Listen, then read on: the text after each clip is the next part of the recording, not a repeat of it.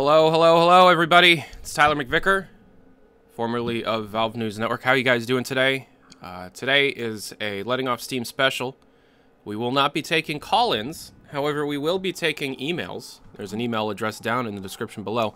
Today we have a guest. This is new for this show, but today's guest is Gray Newell. And Hello, everyone. Gray, why don't you just introduce yourself? Hello, my name's Gray. I run a startup called Natir. I'm sort of more commonly known for being Gabe Newell's son, and I have a lot of contact with Valve proper, so I'm here today to talk to everyone about brain interfacing. Yeah, so in case you guys weren't around, GDC, a couple weeks ago, Michael Ambinder did a presentation, which in my head is one of the most historic GDC talks that have been done in a very long time. It essentially was the public introduction of everything that Valve is currently researching in regards to brain-computer interfacing. And even though Valve is not, you know, the only entity that's researching this, this is a very important subject of research. Valve is putting a lot of money into this, as far as I'm aware. And Gray and I had a pretty off-the-cuff conversation about this about a year ago, and I lost the VOD. So I feel as if there's more information to discuss now that it's public. Gray is probably Gray, without a doubt, knows significantly more than I do on this subject. So we have an expert on the field, or someone who knows a lot about it here. So Gray, just to get it started off, for those that are unaware, what is brain-computer interfacing?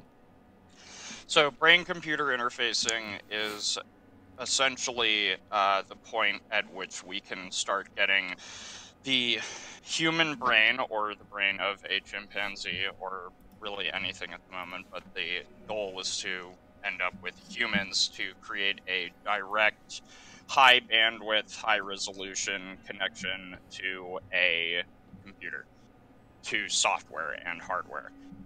And what this will enable us to do is to eliminate all of these laggy, low-resolution inputs that we have, such as keyboards, mice. We'll be able to directly read and write from the brain, and be able to send extremely accurate information. We'll be able to augment humans' abilities with the speed and processing capacity of a computer. And it's all sort of up in the air what happens after that. But it's big and it's important, and it's something that people need to be talking about. Now, without trying to go into hyperbole, is this important? I guess, why is this important? That's a better phrasing of the question. So this is important because of its ability to sort of unilaterally alter the landscape of virtually every facet of human life. And I know that's a really big statement, Yeah. but it's true. This is going to be able to change everything from the way that we purchase products at a really low level, to the way that we drive, to the way that doctors perform surgeries, to the way the military works. Every sort of possible facet of life is going to be altered by this. And really quickly, once this starts to emerge in the general populace, and potentially even before then, the world is kind of going to see this new stacking of people who have brain interfacing and people who don't have brain interfacing. Because once you get to the point where people can start to think at the speed of light, those people are going to sort of accelerate away from the rest of the populace at unimaginable speed. It's like artificial intelligence, essentially, but it's controlled by a human, and we don't really know what that's going to look like yet. It's going to take smaller forms. We're going to be doing simple read and writes for a long time. It's going to sort of look like augmented reality at first, but once we create this connection, it's going to potentially alter humans forever.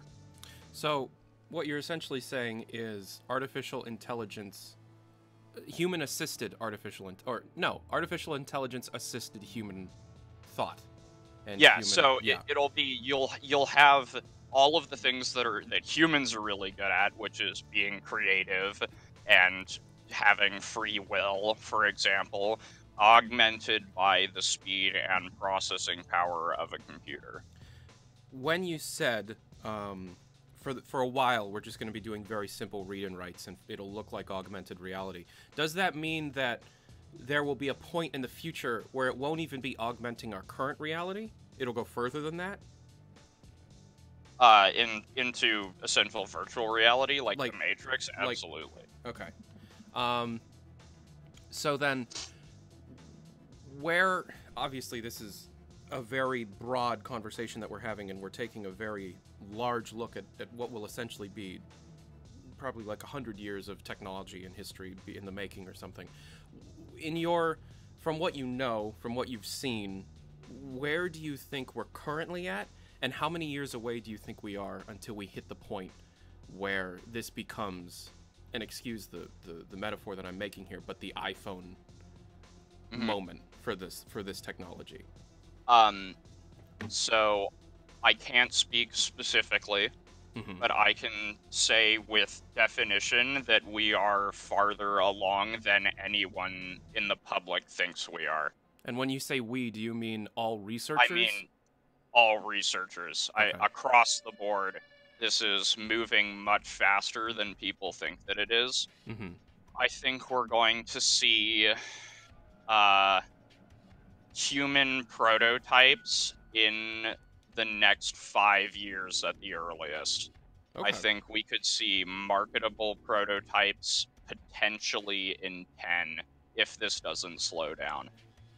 I think the timetable for this is much shorter than people think that it is. Um, it's happening sooner, and people don't know about it, which I think is bad.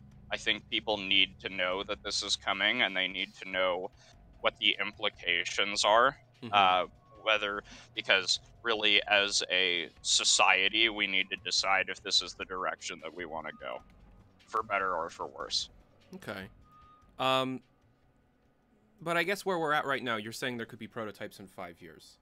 What would be the practical uses of those prototypes in 5 years? So, that is a bit of a difficult question, because what is going to start happening first, and this is what I think Valve is going to do, is I think we're going to start having, so brain interfacing is kind of loose. I'm using the you're jacking into the matrix sort of idea of what brain interfacing is, but we can do brain interfacing right now. I am taking this treatment that people in the, I won't go too into it, but people in the chat might be interested. It's called magnetic resonance therapy. And Okay. essentially what this is doing is they're hooking, it's all extracranial. So they're hooking up a bunch of electrodes to my head and getting a reading, an electroencephalogram. And then they are feeding back, which in a very loose definition could be deemed as writing to my brain. They're using that information to quite literally overclock my brain. They're using it to fine tune the different frequencies in your brain and then improve them, make them more efficient. This is going through FDA approval right now and will be available to the public likely within 2 years. So this is something that can cure concussion symptoms, post-traumatic stress disorder. They're using it to treat autism. It's all really, really interesting, but that is right now. So the next step that I see is, and Valve is pretty interested in this stuff, so what I think they're probably going to end up doing is using their next VR headset to start gathering data like an electroencephalogram, because that's really important to start gathering data from a large number of people in a controlled environment. And when you're playing a game, that's a very controlled environment because the computer knows everything that's going on. So then it can start reading everything that's going on in your brain so we can map that out and understand better how the brain reacts to stimuli in a controlled environment, which I think is kind of brilliant. So I see that as kind of being the next step, and that'll be the excuse me, the first contact that people are going to have with direct brain interfacing. So it'll be totally extracranial. It'll be data gathering for a while, and then, but I think it'll be over more than 5 years, which is not very long, until we start seeing writing to the brain, writing visual information, auditory information, potentially smell. We'll see what ends up arising first, but that's not very far off. Just to quickly make sure that there's no misunderstanding on something you just said. When you said next VR headset, you're not talking about the Index. You're talking about something down the road, right? I think it could very well be the Index.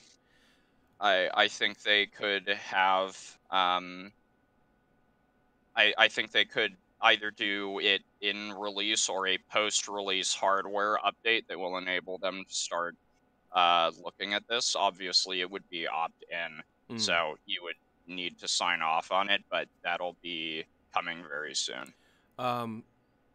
I don't know if you're capable of speaking to this, but wouldn't the headset be required to have the hardware on board if they would just like push a release following? Or would yes, it would be a most likely a hardware update in the event that it does not ship with the hardware. And I don't know this. I'm not reaching any NDAs here because I don't actually know what their plan is, but this just seems pretty obvious to me that this is what people are going to be doing shortly. Well, Ambinder pretty much essentially stated that, you know, for us to be able to collect data, we need to convince people to put on a helmet. How do we do that? And then picture of a Vive immediately after. So, yeah. So where did you originally hear about MRT? From my dad, actually, who had started doing it, and he'd spoken very well of it. Also, my doctor signed off on it. He thought that it was really, really interesting stuff. It's kind of cutting edge at the moment, and I leapt at the opportunity to be a part of the science and obviously to receive this really interesting treatment. So, in the process of going through one of these therapies, what is the experience like? What exactly happens in those? It's kind of wildly casual. So after your initial electroencephalogram, you go in. It's 5 days a week. Sessions are about half an hour, kind of depending on what your protocol is, and they have the system is there. It's handheld. They connect it up to this sort of generator that's also modulating and cooling it. And it's just 2 copper coils inside of a housing. They'll place it on your head for 9-second intervals twice a minute, and it will send electrical currents through you that are modifying your brain function. And it's not as if you don't feel altered in any way while it's happening. There's actually a calming effect that I've found when I'm actually receiving the treatment itself, but it can cause involuntary muscle spasms that can be a little painful at times, but it's totally tolerable. It's really casual. You don't feel like there's no loss of vision, no loss of hearing. You don't have spikes in anxiety. It's just a little bit physically uncomfortable. The treatment is very safe. They've done there's a lot of data on this. And I went in the first time and they just put the thing on my head and I was like, all right, this is it? Really? Like, this is all you need to start modulating brain frequency? And they're like, "Yep, this is it." Wow. And you don't need a doctor on hand to do it. This is going to be, I think, in probably the next or generation after that, um, VR headsets are going to be able to do this autonomously while you're Mm. using them. So they'll essentially be fixing people's brains while you're just wearing them, Mm. which will be really nice, I think. Cool. So the practical uses of specifically MRT you've spoken to can have very widespread positive effects on people Yes, with absolutely. disorders and such. Um, I obviously haven't done a significant amount of research into what you're speaking of specifically. However, I'm sure you have. Have there been any documented cases of significant beneficial symptoms being had through this treatment? Uh, yeah. I my um the guy who administers treatment, who he and I are very good friends now. He's worked with military veterans, and he's sort of brought them back from the brink using this treatment. Actually, That's awesome. one story, a um, I believe he was a Navy SEAL. His wife came in to the treatment center sobbing and told James, the guy administering treatment, that he had given her back the man that she married 15 years ago, Wow, and that's pretty profound. that's pretty So great. I'm glad that it's helping people. And that's specifically speaking towards post-traumatic stress disorder. Yes, post traumatic stress disorder. He's had patients, sort of children, even people well into their 20s with really debilitating autism. He's managed to, people who are not able to speak, he's managed to get them to the point where they have about a 60-word vocabulary just using the treatment. Where they're able to communicate at a fairly low level, which is obviously better than not being able to Mm-hmm. communicate at all. But um, this is sort of just the beginning of what we're going to be able to do with this. They're able to treat Alzheimer's with it as well, though I haven't heard many specific stories of how it goes. I know that they have really positive results. Mm.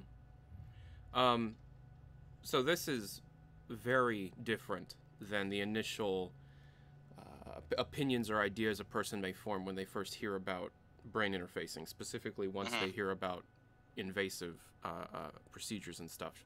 This is incredibly profound, practical uses, and it's all. And you're saying it's all extracranial. It's just, it's this. Yeah, So, it's.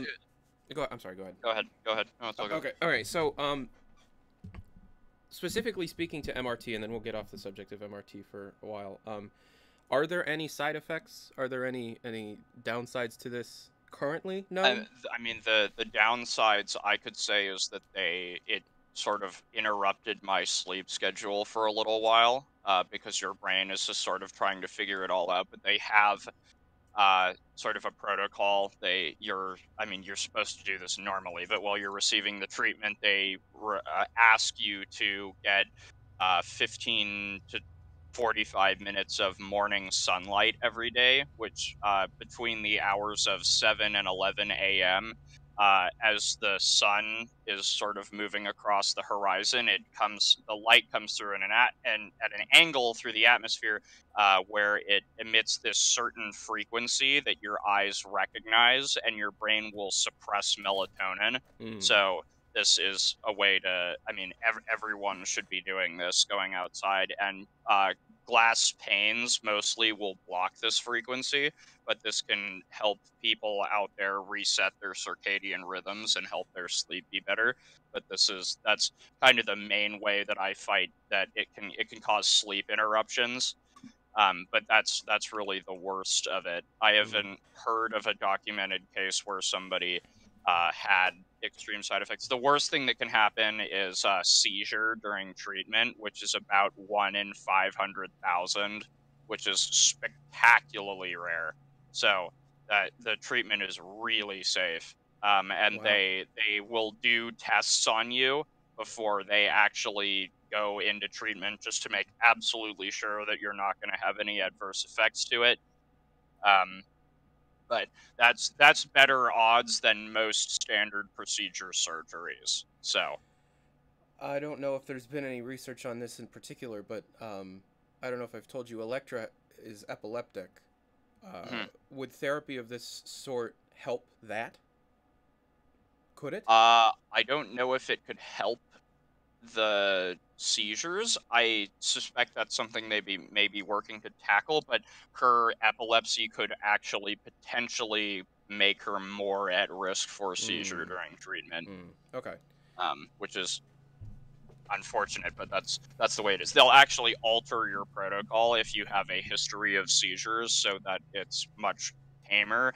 And essentially, all that really means is you need to be doing treatment longer than the average person Mm. because they're going with lower energy, being a little nicer on the brain, so it doesn't freak out as it does when you have a seizure. So, um, you're speaking of like treatment facilities and things, and this is obviously something very much on the bleeding edge.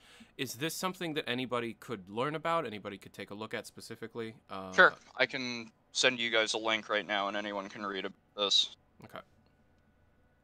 Um, and you're saying that you did say that you've learned this through your father. Do you know where your father learned about this?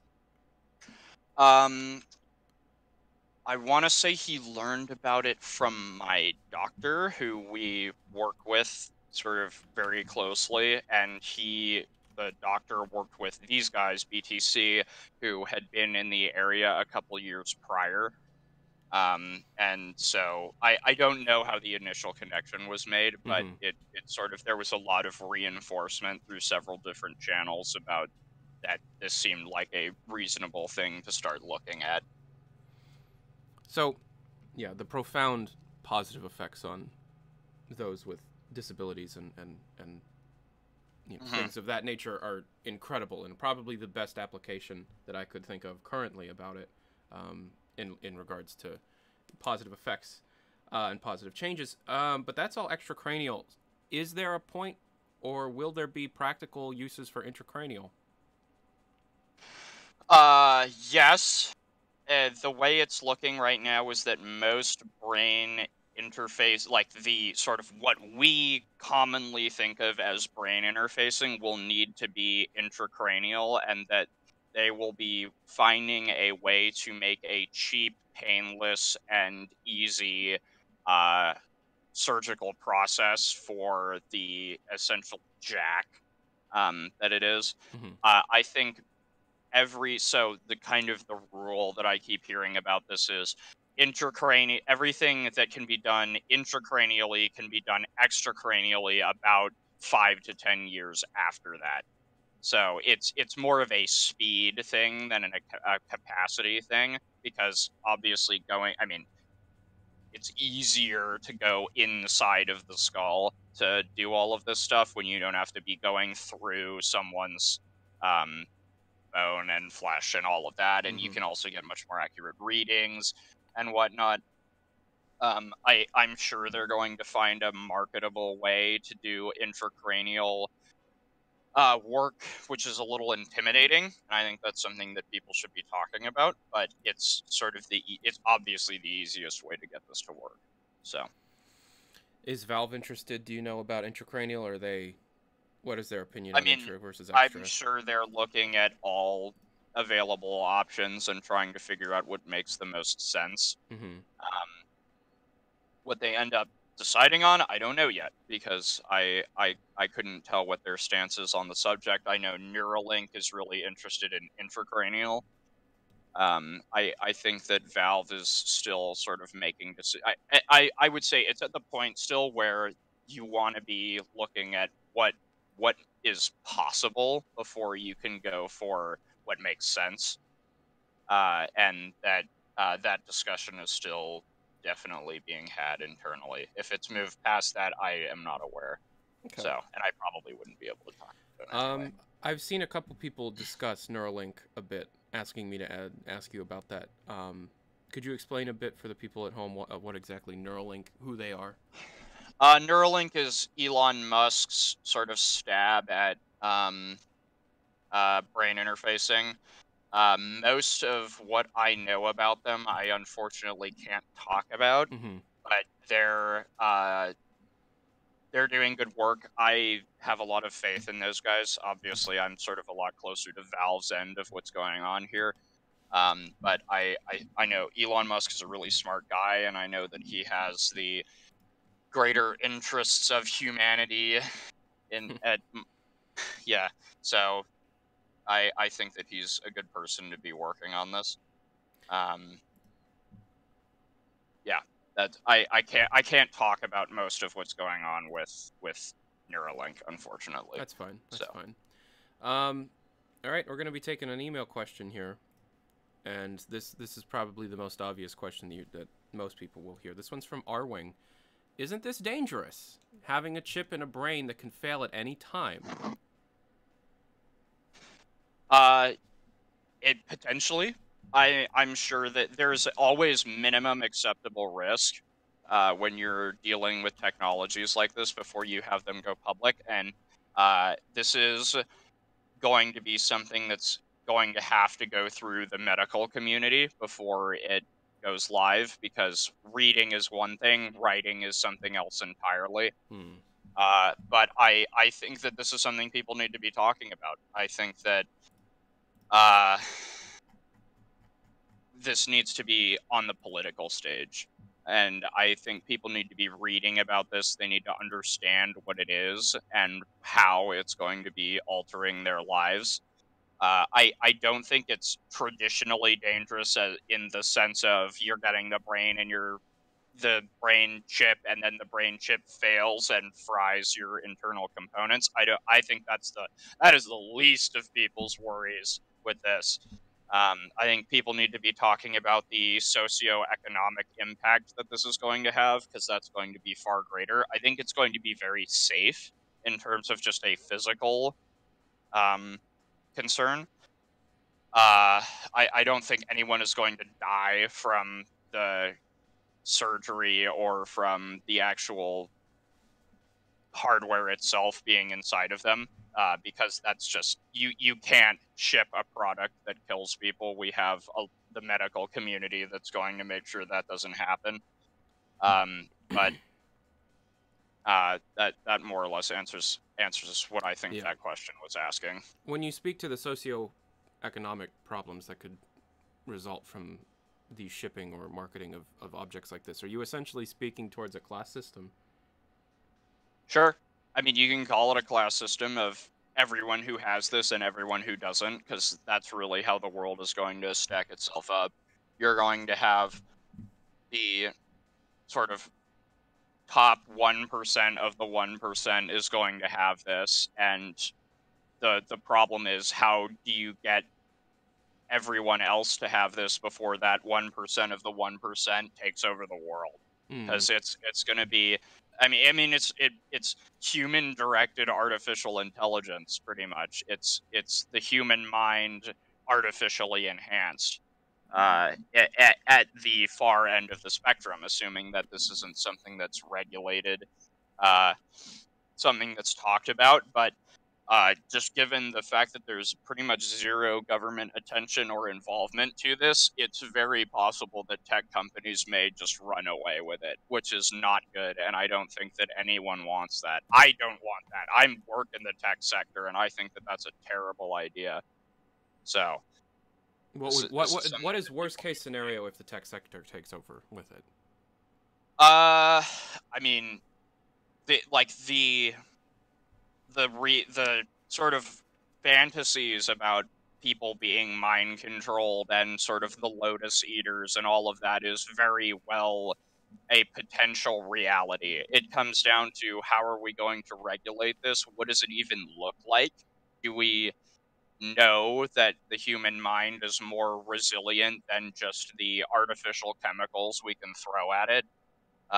It's there are a lot of questions and not a lot of answers yet, and those answers need to be out there before people can make educated decisions about this. Because there's kind of two ends. There's the this is going to create paradise on Earth, and there's sort of the fear-mongering side that says this is going to be the end of humanity.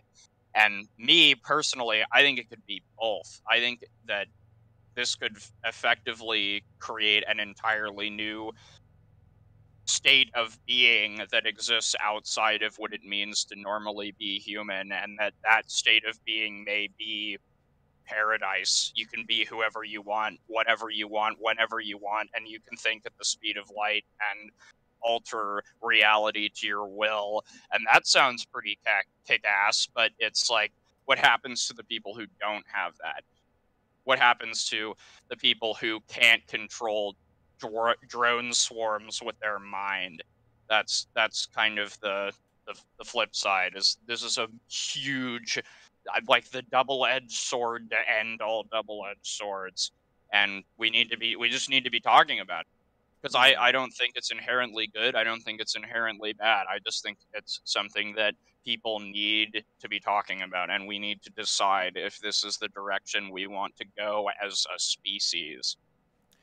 So essentially what you're saying is, as long as the general populace is understanding of the technology and is understanding of not the hyperbole but the reality of the technology, then the general populace has significantly more power in the result of this technology. Mm-hmm. Okay. We do have a donation here from Henk. It's €5. Appreciate it. My biggest fear is this altering my personality through changed thought patterns or information I did not filter to the point where I am no longer my original self. Is this a actual fear? So I like the way that that's going, but the thing that is sort of more daunting to me is what happens when the human psyche and the human mind as we know it is very heavily influenced by chemicals. You have dopamine, you have serotonin, you have all of these different things that regulate behavior. And what happens when your brain is suddenly freed of that? What happens when your brain is no longer being modulated? Your emotions are no longer modulated by the world around you, where that's something that can be finely controlled and altered even to your own whim, let alone the whim of the computer program or whoever built whatever simulation you're using. um I mean, like the just with MERT, the treatment that I'm doing, I've talked extensively with the guy who administers it, and he says that he could induce a panic attack instantly with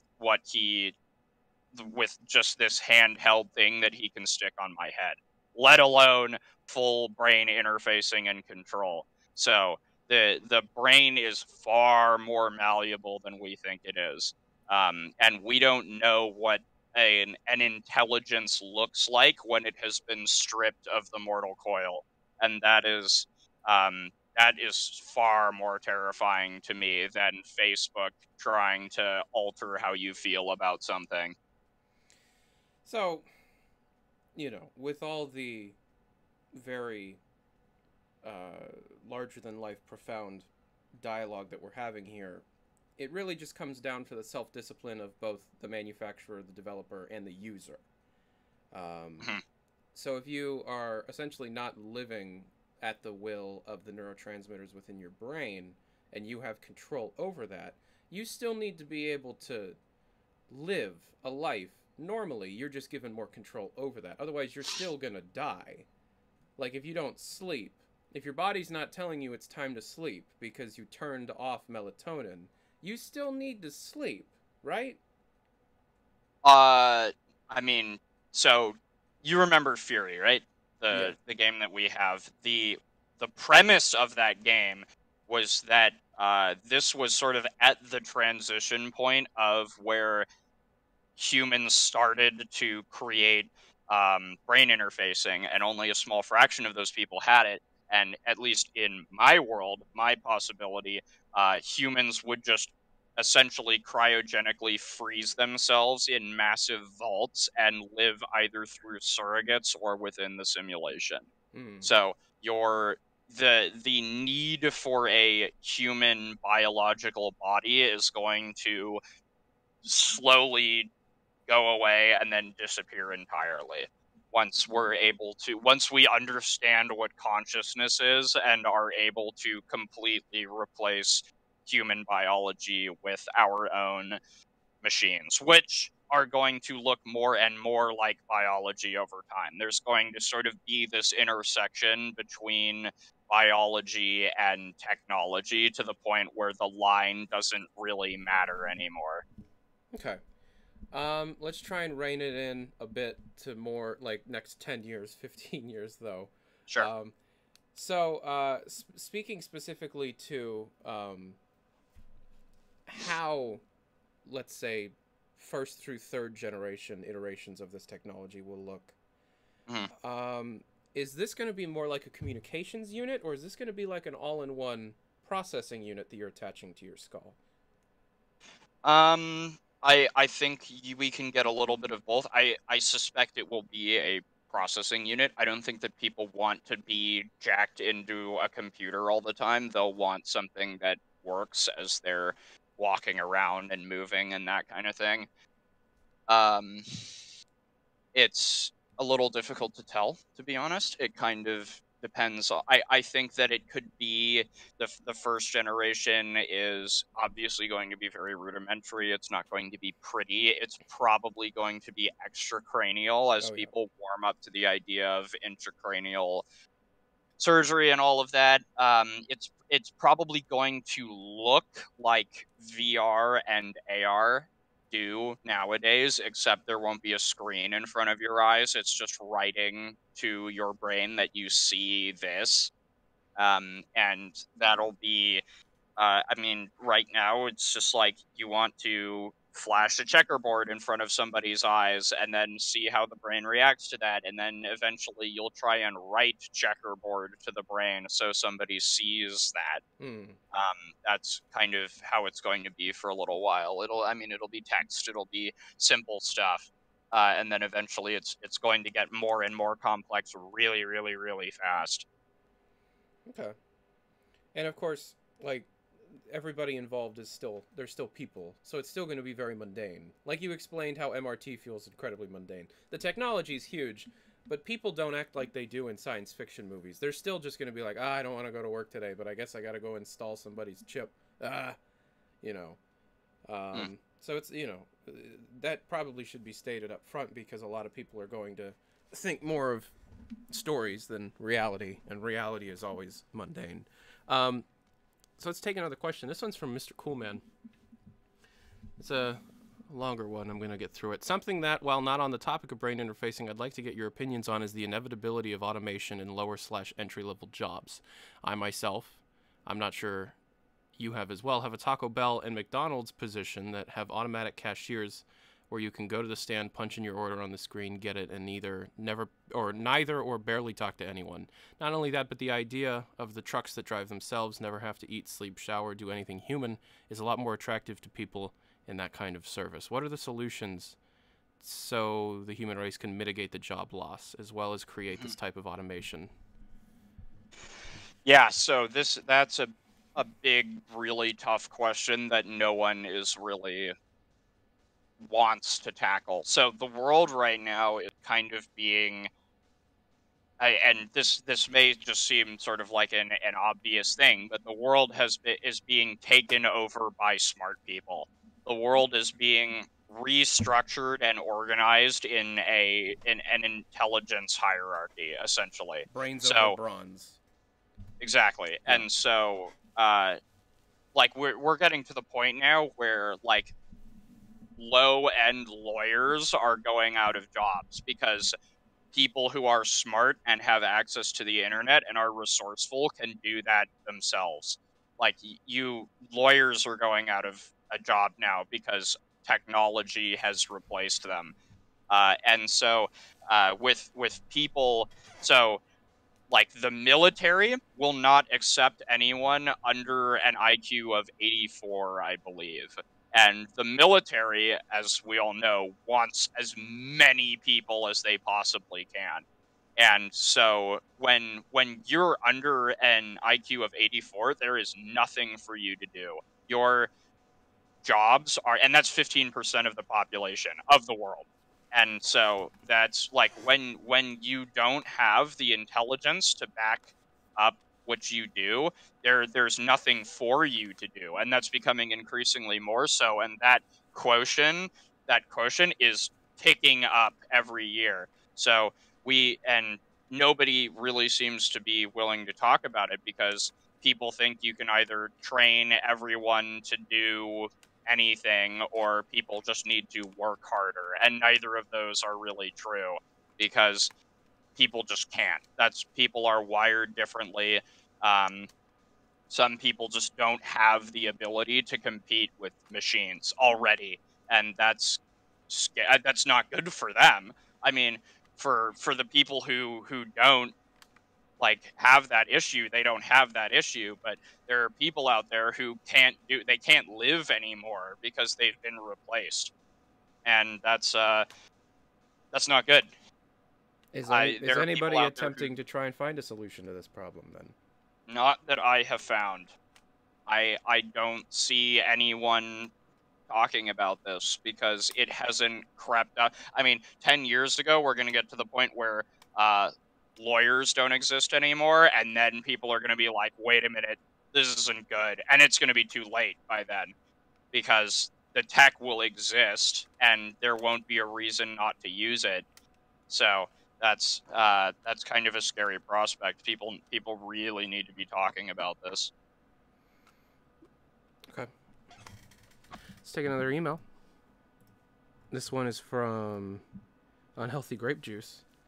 If brain interfacing becomes mainstream, won't there be some kind of, for the lack of better term, virus-esque programs to be written for brain interfacers by hackers to, for example, damage the human body, steal information, etc., etc.? Mm-hmm. I want to say yes. The people I've talked to about this in the brain interfacing community don't like that question. And I understand why, because it's a scary question. Mm-hmm. And I think that it's something that they think they can sort of just engineer that out of their product, but that's just not realistic. So I think that's another thing. We need People just need to talk about it. I think it's possible. I think that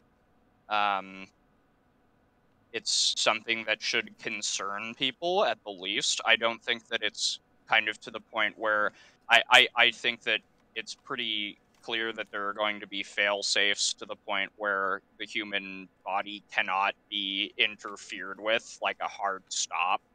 I'm sure they'll figure out a way to do that to prevent people from straight up dying as a course of the interfacing. And but I do think that there are potentials that people will be able to tap and use these for malicious purposes, because that's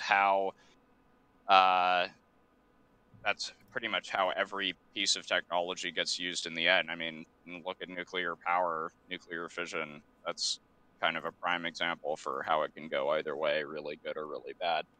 So You speak a lot about how there's a lot of things that the public isn't aware of, refuses to be aware of, and if people were just more aware, discussing things, etc., then it would just be better for everybody if this information was just publicly accessible, publicly known about, and one that most people would be comfortable with discussing. However, we're not in that situation.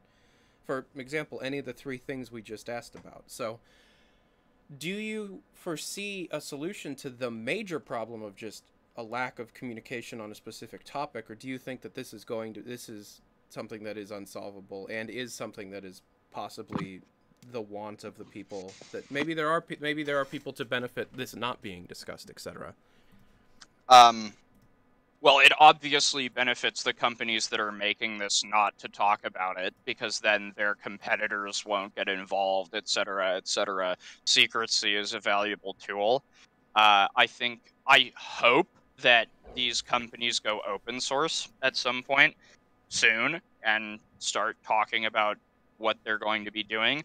But I sincerely don't hope that it gets to the point where the government has to get involved, because the government does a terrible job of that. But I think that may be necessary. There are a lot of people out there who are motivated by money and value creation ahead of everything else, Hmm. and sort of the human element of it doesn't concern them as much. Uh, so that it's I don't have a very good answer to that question, because it can go in so many ways.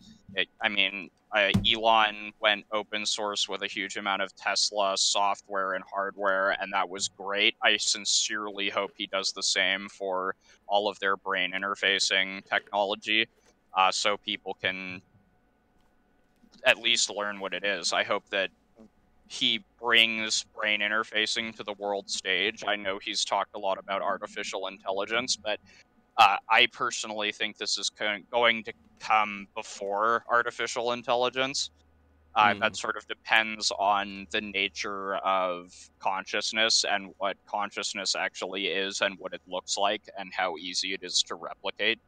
So that it is like, it'll be one will come before the other, but they will be in short order. That's for sure. Okay. So let's back this up for a moment. Do you know how many people are working on this at Valve alone? No. Do you know if it's more or less than 100? I honestly can't say is the main thing. Okay. So We're gonna take another question. This one is from Luigi. We know that the brain is plastic, neuroplasty, and that it is able to adapt itself to both internal and external stimuli. That's why humans learn things, for example. How would the brain adapt itself to internal chips? Could this chip substitute synaptic paths instead of extending them in long term? What could happen if this chip suddenly turns off after a long time of service? Could certain mental abilities be lost, bringing you in worse performance before the integration of the chip after long term? those are some very specific questions that I frankly don't have the expertise to answer, and I'm sure that there are problems that are going to be solved by these companies. Uh, they obviously, those are things you don't want to happen when you're mass marketing a really extensive and important product. So I could not tell you specifically what's going to happen, but I doubt those will be issues that people are going to face with these products. Hmm. Okay. Have you played Deus Ex? I have. So, obviously, the big two that people are making comparisons to is Deus Ex and Sword Art Online. Whereas Deus Ex is more about the political and social, the wide-reaching political and social effects of augmentation in the first place, and Sword Art Online is fun anime girls in a virtual world. Which one's more accurate? I absolutely hate that I'm going to say this, but Sword Art Online. I can't believe I just said that, but it's kind of the truth. Yeah. It mostly in that people are a lot more motivated to create a virtual reality than they are to want to change the one that we live in, because that's easier. It's less of a path of resistance, and obviously, who doesn't want anime girls as soon as possible? So Yeah. that's I think that that's sort of the more likely way that reality is going to look. I don't think it's going to uh, be in sort of that, say, like, Sword Art Online doesn't understand how software, hardware, and game design work, but Mm-hmm. that's not really the point. The main idea is just the big uh, virtual world that people can live in, and it's living and breathing and people can feel what's going on there, see everything, hear everything. That's more what it's going to look like. Augmenting existing biology in the real world is hard. I think that that's going to be coming as well, but I can see the quote unquote sword art online future coming before the quote unquote Deus ex machina future. Just because I mean, getting a robot arm is going to be a lot more like there's less of a financial incentive to give people robot limbs than there is to just freeze them and put them in a computer. So this since we're on the topic, the story beat of Sword Art Online, or essentially the entire hook of the first half of the first season, of a crazed game designer trapping people into his world, whereas the entire hardware that they're using is extracranial helmets. Is that possible? Would that be conceivably possible, given the current understanding of the technology? Not realistic. There would be all sorts of hard stops and fail safes to prevent something like that from happening. So that's not something people should be worried about. Okay.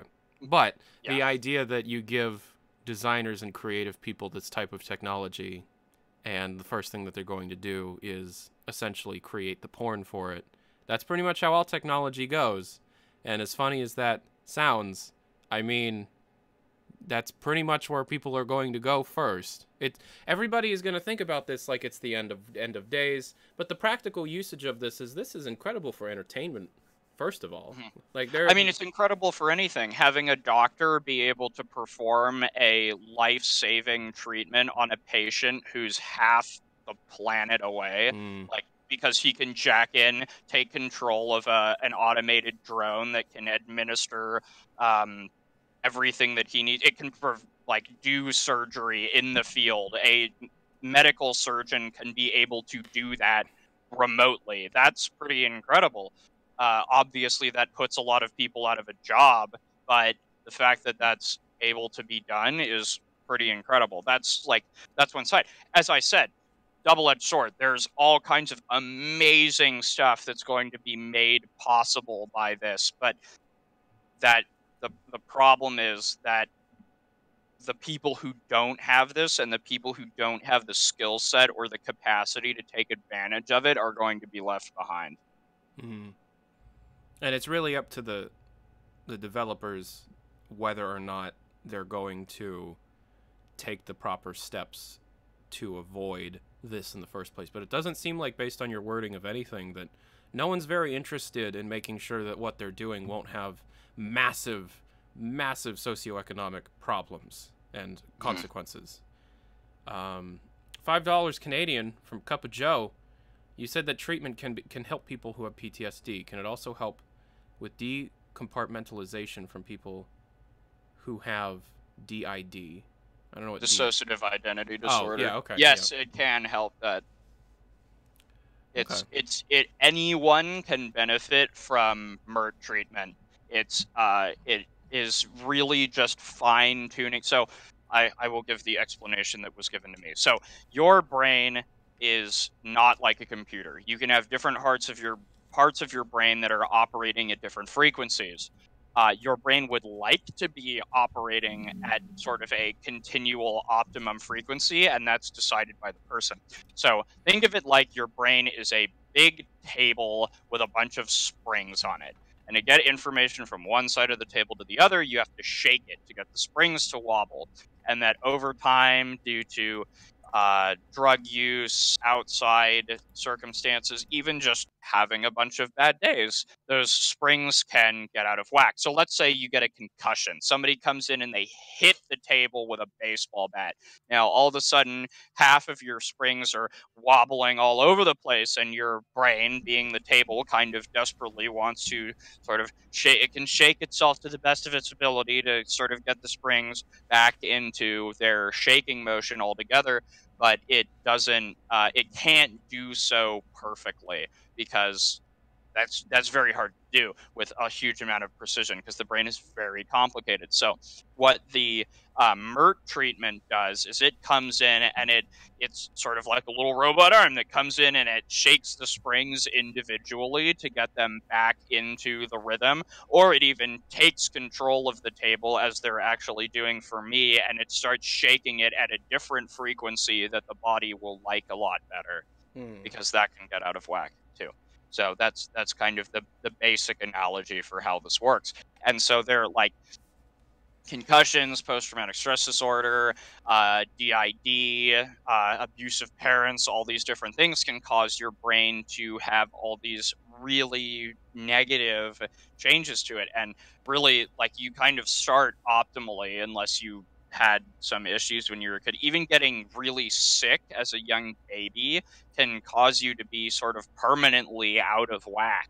And what this can do is it can go back and, like, they handed me back my first EEG that I got, and they're like, "You look like you have a concussion." I was like, "Really?"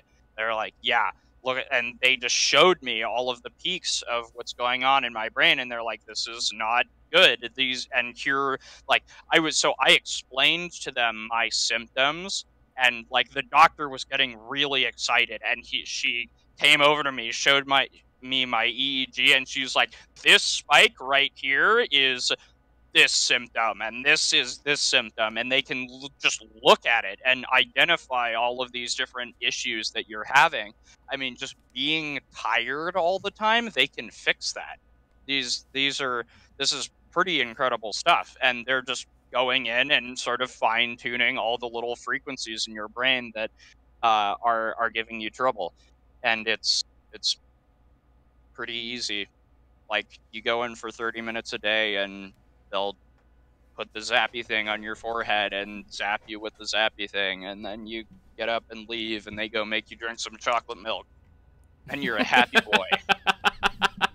They actually do that because your brain, when they're doing this, uses it's like giving your brain a workout. You're taking it to the gym for 30 minutes, so they want you to take in a bunch of just easy to absorb carbohydrates and sugar and all of that, just to make sure that give it the energy it needs to keep doing its thing. Chocolate milk. All right. Yeah, chocolate milk. All right. When will the first brain be hacked for profit? Is another question being asked. Wow, probably soon after this comes out. I mean, people, like, the first thing that all your script kiddies and vastly more malicious people are going to be doing when this comes out is they're going to try and crack it. And some of them succeed, a lot of them will not. We'll see what happens there. So okay, well, chocolate milk, everybody. Will patients that have autonomic problems be able to benefit from this technology? This includes adrenaline, blood pressure, digestion, parts of the body that are controlled by the autonomic system. So, not currently, but that's their goal in the future. There's a lot of research coming out about how we can actually use electric frequencies to change gene expression. So we'll be able to alter all of these different just autonomic processes with I mean, not necessarily MERT, but something very similar. This is where they want to take it, and this is like even farther out than what I'm doing, because what I'm doing is super new. But this is all people are starting to try and publish papers about this, and nothing decisive has come out yet. I believe when it does, I will make sure to send it to you, and people here can check that out. But that'll probably be within the next 1 to 2 years. We'll start seeing a little more information about the possibility of altering sort of more specific physical traits, gene expression, that kind of thing, using electrical currents. I totally believe it, honestly. Yeah. Will this brain chip increase the risk of brain cancer, or could it be used to detect tumors in the brain? I'm sure. Yeah. Sorry, to the second part of the question. I don't believe that it I mean, anything you do can cause cancer. Like eating too many apples can give you cancer. It's just like that's kind of a difficult question. Because cancer just happens at some point. It's a percentage of risk. So I'm sure at some point this could give you cancer. It's clearly not to the point where it's a real danger. Otherwise, they wouldn't be doing it to people. It Mm-hmm. wouldn't be going through the medical community for approval as widespread usage. But I think it'll be pretty safe in that regard. If anything, it will help them detect and potentially even eliminate cancer. Who knows? They could be using this to a specific frequency that cancer responds to either alert antibodies to it or kill it entirely. It could potentially um, replace radiotherapy and Mm. chemotherapy. Who the hell knows? I'm no expert on that, so please don't quote me. But that's an entire possibility. We don't know where this technology is going to go yet, but it's headed in a direction, and that direction forks out into all kinds of different crazy ways. So essentially, what you're saying is limitless possibilities with the technology. Once you understand the brain, that's all of reality. You know, you have understood a lot more than we've currently ever known, and because of that, you have Yeah. significantly more control over just essentially anything. And that's pretty Mhm. amazing. Thank you to Well, go as ahead. far as we know, the brain is the most complicated thing in the universe, Yeah. and that's a pretty big thing. The human brain is the most complicated thing in the universe in terms of how much information and how much complexity can be stored in an area. You cannot do better than us, and we're getting very, very close to cracking that code. That's awesome. So this joke or a question, it's probably a joke, but it's very poignant talking to you specifically, and you can go off into any direction that you want with this. But brain processed cryptocurrencies, yes or no? Uh, sure. Why not? I mean, the problem is the brain is not a very efficient processing unit. We are really, really slow compared to a computer, so there's kind of no reason to be using the point of brain interfacing is that we are offloading all of the processing power onto the machine. Mm-hmm. Because the reason we like brains is because they house this thing called a consciousness that we still don't really understand what it is yet Mm-hmm. or how to replicate it. And so we want to because the brain is really good. We got the good thing of consciousness, but we're not very fast. And then we want to take the computer, which obviously has no ability for self thought or self control or self expression, but it's really, really fast. And we want to put those two things together and see what happens. Okay. So we're not going to be expecting brain coin from you anytime soon, then. Probably not. Okay. Somebody is asking about Fury, and I would probably. Are you comfortable talking about anything related to what you're working on right now? Sure, I can talk a little bit about it. All right. So, What's going on? what's going on? Where is the state of Natir, and where is the state of Fury specifically? So right now, we are actually about 3 weeks out from shipping our first product. It's called Voyage. It's basically it's a sort of, okay. The easy explanation for it is it's like Steam for cryptocurrency miners. We're trying to make mining cryptocurrency into the super easy thing that anyone with no programming experience whatsoever can do. The pitch for it was a one-click cryptocurrency miner. So it sets everything up, sets your wallet up, does everything for you with a single click. And so we're really close to it works. Hell Mm-hmm. yeah. We're just getting all of our PR stuff together, and then we're going to try and ship our alpha build in about 3 weeks from now so people can start playing around with that. And so the point of that is to fund our other projects like Fury.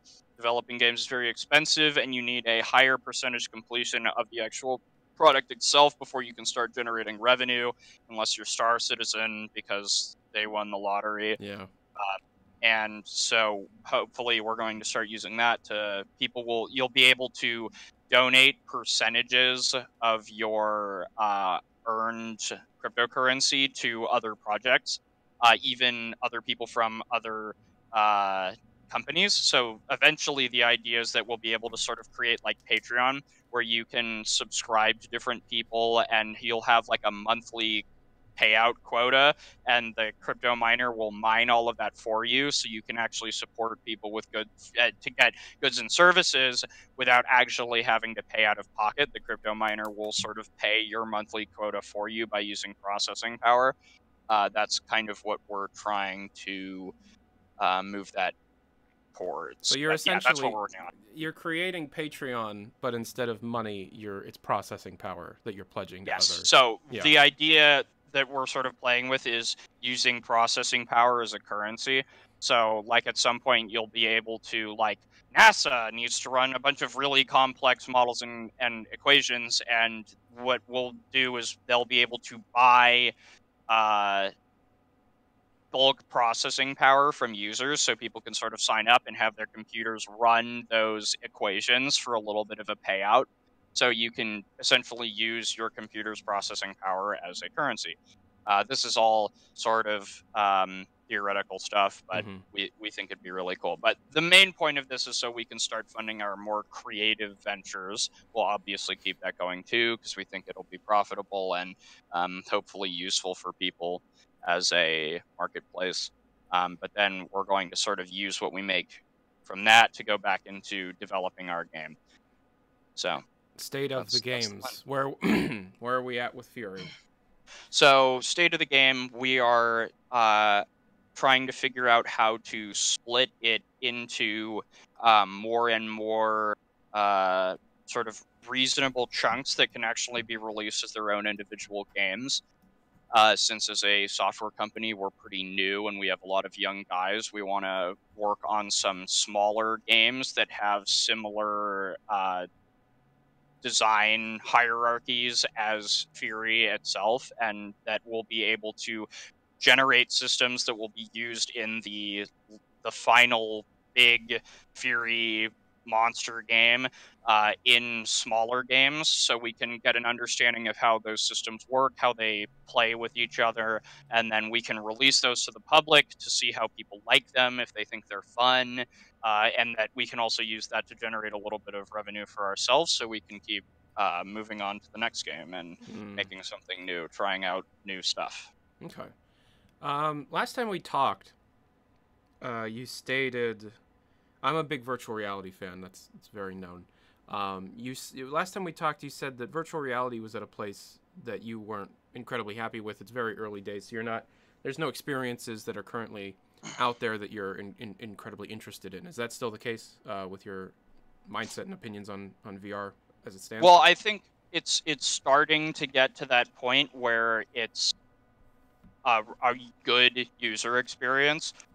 I think it's really hard. I find myself unconvinced about the buy-in for the experience, Mm-hmm. because there are going to be a lot of quote unquote console exclusives for VR coming out, and I am unsure if the general public is going to want to drop the $1,000-odd on a VR headset to sort of experience those games, when I think that a traditional PC, mouse and keyboard, all that, or your other consoles do just fine. I think that is going to change. Absolutely, I think that's going to change because VR is going to get less and less expensive as the technology progresses and gets better. Mm-hmm. But at the moment, we are starting to tip into that territory. So I would say the last time we talked, that was absolutely my stance on it. But I think that we're getting to the point now where more game companies and just software developers in general are starting to figure out what we can really use VR for and how to make valuable, fun, and even generally useful for sort of artists, and even in the medical community, they're starting to use VR as a means of training people, or as I said before, remote work, that kind of Mm-hmm. thing. Yeah. We're getting to the point where there are more generally applicable uses for it, and I think that's really good. The tech is getting a lot better. and soon AR will start catching up with that too, and that'll be really useful. I think that AR is going to catch on pretty hardcore. I think that people are going to find a lot of really good day-to-day general uses for it. And then once you start getting integration across multiple theaters for augmented reality, like your car, stuff in your house, I'm sure Amazon is going to have an augmented reality platform fairly soon, which they're going to, I mean, anyone can guess what Amazon's going to do with it. But, Okay. yeah, it's getting to the point where I'm a lot happier with where VR is going now. So Okay, cool. we'll Are see there what's any going on. experiences you've tried? I mean, obviously you have access to hardware. Are there any experiences that you've tried that have impressed you that have come out over the last year or will be coming out very soon, etc.? I'm going to go and be testing those soon, but unfortunately I can't. So Oh, nothing that's released? Anything that you yeah, okay. nothing that is currently on the market is super interesting to me, but things that are coming are interesting to me. Okay, cool.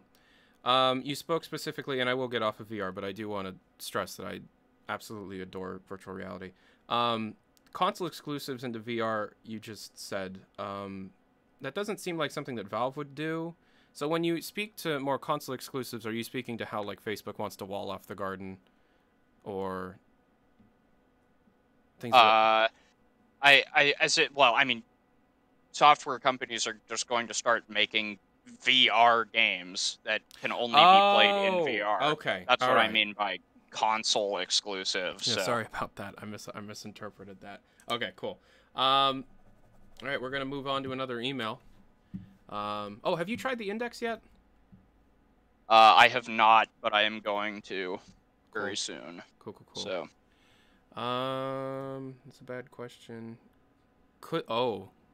That's an interesting one, but I do not want to know the answer to that yet. Can you name what future technology you are most excited about, whether that be neuro, AI, fusion, teleportation, etc., etc., as this is like a futurist talk? I mean, since you brought it up, fusion power is really, really cool, but that's more super nerdy stuff, so I won't go into that. But Okay. BCIs are kind of the main big thing that I'm really excited about. We've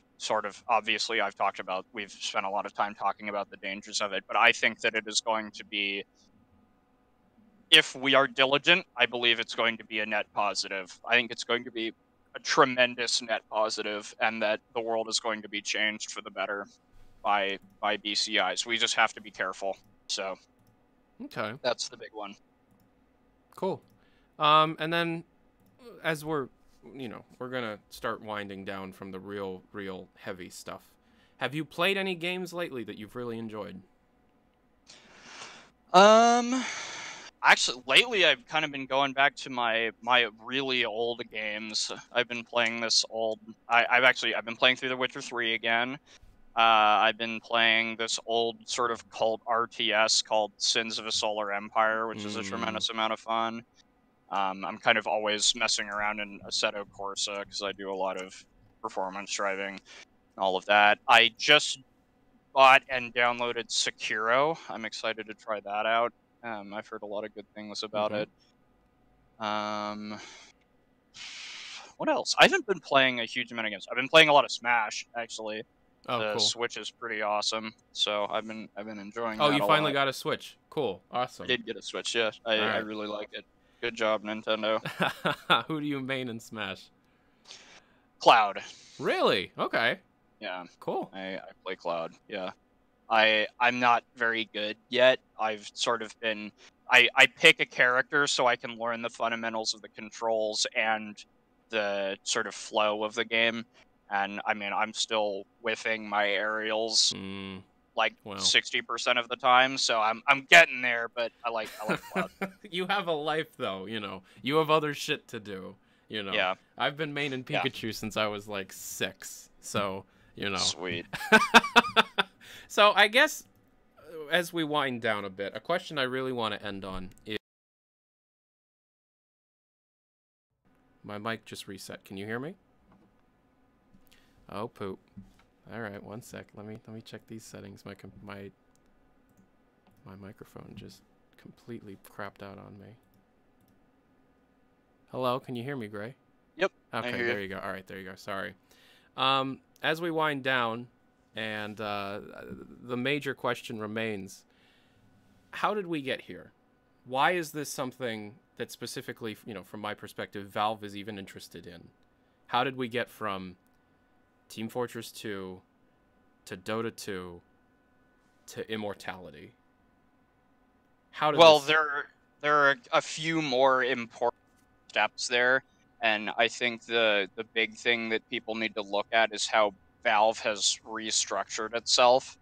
As in, Valve has sort of created within itself the ability to diverge from simply a software company. I Mm-hmm. mean, really, since the first rumblings about VR, Valve has been restructuring itself so that they can start functioning in the hardware landscape, which is a big deal. And I think that they've really altered their priorities. I think that Valve is going to be more of a hardware company, more increasingly more of a hardware company in the future. Mm-hmm. And I think that Valve has kind of become a brain trust instead of just a software company that makes video games. Mm. Um, so they, this seems obviously my perspective is very different than everyone else's, considering how close I am to Valve a lot of the time. But this seems like a very natural progression. Valve has always sort of wanted to be at the forefront of technology. I mean, that's what Steam was, Mm-hmm. and most of their games have been, to an extent, trying to push the tech in some sort of way. So this seems like a fairly normal evolution for them. Their ability to create hardware in the future is going to be very stable. They're sort of building their own framework for that, Mm-hmm. and their own ability to distribute worldwide. So I think that they're making a lot of good choices for them as a company. I know that a lot of people want them to go back to being this company that makes video games, and that's what they do. And I don't think that's going to happen. But who knows? We'll see where they decide to take all of this hardware that they're using. So Well, I mean, Gabe did state many times over the last year and a half that the purpose of creating hardware is to be, and I mean, he might just be lying, but the purpose of creating hardware is in the same way that Miyamoto has the hardware, he has the hands-on with the hard, so you can create better software experiences by creating the hardware, and then through the marriage of those two things, you know. mhm. Is that the case, or is that just marketing jargon to excuse the hardware being developed? No, I think that's accurate. Okay. I think that they will absolutely be making games for their new hardware. It's just that Valve as a game developer is changing. Mm-hmm. They will have this duality to them of being both a game developer and a hardware developer, and that there it depends on how what direction they go with that, because they could continue to upscale their software and game development and continue making lots of games for what they're doing, or they could be focusing much harder on developing the hardware side and moving that forward. If Okay. I had to hazard a guess, personally, I think they're going to be traversing the hardware field much more than the software side of it, or just games. I'm going to say games because it's all software as well. But I think that I don't think they're done developing games by any means, but I think the focus now is a lot more on the hardware that they're making. Mm. Okay. Well, I hope you have a good time testing out the index. I hope they stick to their May 1st uh, announcement deadline they've given themselves. I don't think they will, Mhm. but They've said May 1st.